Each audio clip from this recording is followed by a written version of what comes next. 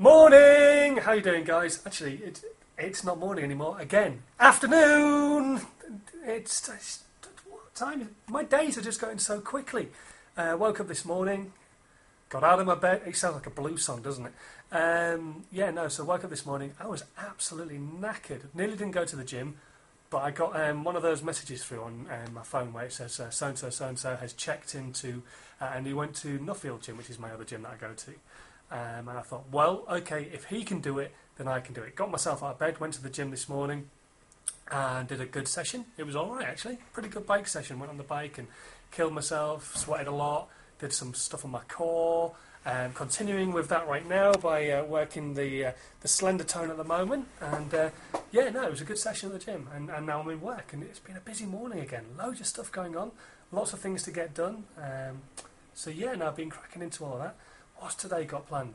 Well, obviously work, and that's about it. No, really, work, then I'm going to go down to the pole vault team tonight. I go say hello to a few of the guys down there, maybe try and get some videos as well.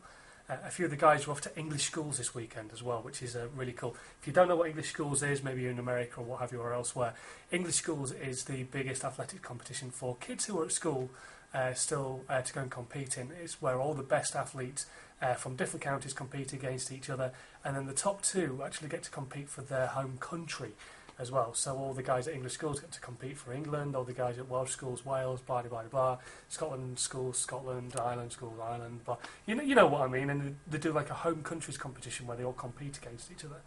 I did it years ago when I was a kid, and a few of the guys that I train with in the pole vault group, they're off to that this weekend, so I want to go down, wish them good luck, and hopefully they're going to do really well in that. A few of the guys actually jumped at the weekend just gone in the Southern Championships and jumped personal bests, so it's boding well for the English schools. Really cool. Anyway, that's pretty much kind of it. Then I'm going to go to Maidenhead to see Susanna and chill out for the rest of the evening. So I'm going to crack on with my work. If anything exciting should happen today, I'll turn you on and I'll bring you back again. But until then, speak to you in a bit. I've just come into a shop, and the first sign that I was greeted by was this one. So I'm going to do exactly that. I came in to do some shopping, but if they're going to tell me to clear out, I'll go. Fine. Okay. So just went out for lunch, got back, got all my bits and pieces in, and I also bought some bean sprouts. I haven't had bean sprouts for a while now. I don't know if you know, in the news in the UK, there's been a story about bean sprouts causing E. coli and stuff like that, because it was only over in Germany, it wasn't in the UK, but you had to be careful about what bean sprouts you got. And it's brilliant. The local supermarket that I went to, they've done this with their things. They've got a sticker on them now which actually says bean sprouts grown in the UK, just in case you weren't too sure where they came from, with a great big Union Jack printed on it. Brilliant. Excellent. Now people are buying bean sprouts again. I'm going to make myself some lunch, which is going to consist of said bean sprouts and some carrots and some beef, and actually I think I'll have some cashew nuts, and of course the daily dosage of soya sauce. I'll catch you after I've eaten. Speak to you in a bit. I forgot to mention this the other day, actually. I don't know if you've had a chance to see it or not, perhaps. There's a guy called Lost in Space City. Now, he's somebody I've been chatting to since he first started doing this vlogging kind of thing that we do. In fact, he pretty much started not too long around the area when I started, to be absolutely honest. And the other day, anyway, I did the cinnamon challenge, along with a load of other dares that you guys told me you wanted me to do. And he came on and reckoned that I'd pinched the idea of doing the cinnamon challenge off him. I hadn't, not at all. I was given the challenge by somebody else. You can go back and look at the videos, Lost in Space City. Oh yeah. We're actually friends, by the way. And so he did the cinnamon challenge, and I'm going to put a link to the video of him doing the cinnamon challenge just down here. If you go into my into the comments section below, and you can find the link in there. Basically, he did better than I did, because the idea is you shove in a mouthful of cinnamon and you leave it in there for as long as you possibly can do. If you can't even possibly, maybe even swallow it and eat it all, and have a lovely yummy dinner. But cinnamon challenge is hard. Apparently, I lasted just over 16 seconds.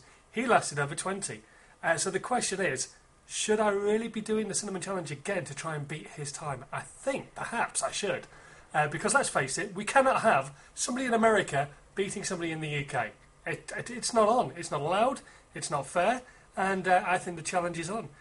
So I'm maybe going to do the cinnamon challenge again, perhaps, maybe possibly, if I've had a few drinks. Anyway, well done, Lost in Space. That you did kick my butt, quite frankly, with your cinnamon challenge, and well done to you. But I'm going to beat you this time round. Yeah, I'm going to have you. I'm going to take your time, your time down to Chinatown, and another such really aggressive and angry sounding sayings. Yes, I'm going to beat you. Grrr. So for those of you who are regular viewers, you'll know that a lot of my job involves listening to brand new music. Today I've just had a track sent through to me. It's not going to actually be released until the 8th of August. But do you remember an artist called Shane Ward? Well, if you're a big fan of X Factor in the UK, you will do, because was it X Factor he won a few years back? I think it was X Factor anyway. He's a singer, and he won a singing contest on TV a few years back now. And he's just released a single with a guy called Jay Pearl, or a girl called Jay Pearl, I'm not sure. And it samples Wham Do Project, King on My Castle. I don't know if you remember that as well. It's coming out in August, like I say. So keep your ears open for it. It's an interesting one. Bit of a strange direction for Shane Ward to be going on. That's my phone going off. A bit of a strange direction for Shane Ward to be going on. And it's unusual. It is definitely different. And keep your eyes open for that one and your ears open, and see what it's like when it comes available for you to listen to. It's actually quite... I'd hate to say it, it's actually quite good. But I'm going to put it out there. Shane Ward is actually quite good in this song. Not generally, just in this song. So I've just arrived in Maidenhead waiting for Susanna, and I just got a text off my sister. My niece, bless her, she's broken her collarbone. Oh, she's... how old is she? She's 8 years old. And they were playing in the garden, her and one of her brothers, and she has a great big inflatable football thing that they play on from time to time. Let me put the light on so you can see me. And they have a great big football that they play on from time to time, and he was rolling on top of it, she was on top of him, and then she fell off, and apparently they had a great big loud crack, and she's... Oh, bless her! So I just gave her a call. She said I was really sorry for herself. She's not very talkative, put it that way. And every question just is a one-word answer. But I really hope she feels better soon, bless her. It's a little bit of a fracture in the collarbone, and it's misplaced as well. It's not a proper fracture, so she needs to go and get that checked out. But hopefully she feels better soon. Love you lots, Lucy. Hopefully you feel better soon. This is Susanna's dessert. Is it good? Nice? Panna cotta. I'm having apple pie. Yeah. Well, actually, no. What? Hey, hang on a minute. I was having apple pie, now Susanna's having my apple pie. Anyone would think she doesn't eat. She eats so much, it's unreal. And it's always all of mine. So then, on our way back to Susanna's now, we've just been for a nice meal. Did you enjoy your dinner? Yes. Again, a woman of many words. And thank you very much to the World of Taste card for helping us save an absolute fortune. I've got a card. Really special card. I'll put a link underneath actually. Basically it's called tastecard.co.uk, I think is the website, and you pay for this card and it will help you get savings of like 50% or 2 for 1 and stuff like that. It's really cool. It's excellent. What's this card doing? Hang on a minute, we're just waiting for a BMW driver who doesn't have any idea. There we go, he's done. Right, okay, we can cross around.